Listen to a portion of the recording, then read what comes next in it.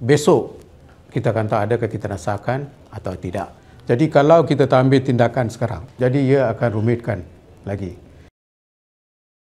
Besok kita akan tahu adakah kita nasahkan atau tidak. Kita akan buat keputusan. Selepas MMK besok saya akan adakan satu sidang media. Saya tak nampak apa masalahnya. Tapi kalau besok kita terima, kita akan jadi negeri kelima menerima selepas Kelantan, Terengganu, Johor, Perlis dan Kedah. Negeri keenam menerima. Walau bagaimanapun dari segi undang-undang, ini adalah interim measures, sementara waktu. Sebab akta itu masih ada, belum dimansuhkan.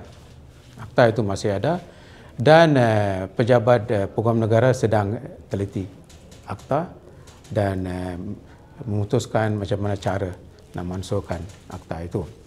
Tetapi apa yang kita buat sekarang adalah kita tidak akan keluarkan lesen untuk perjualan. Jadi yang cadangan yang dibawa minggu lepas adalah satu yang memiliki lesen sekarang.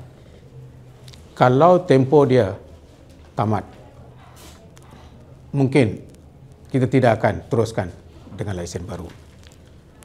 Permohonan baru untuk jual e-cigarette ini pun juga tidak akan dilayan. Ini yang cadangan daripada KKM dan Jabatan Kesihatan Perak.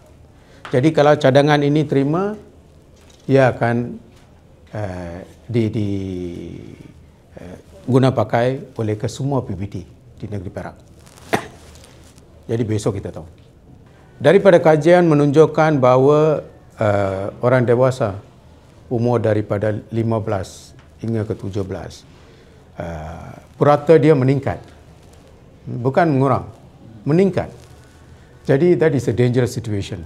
Jadi kalau kita tak ambil tindakan sekarang, jadi ia akan rumitkan lagi.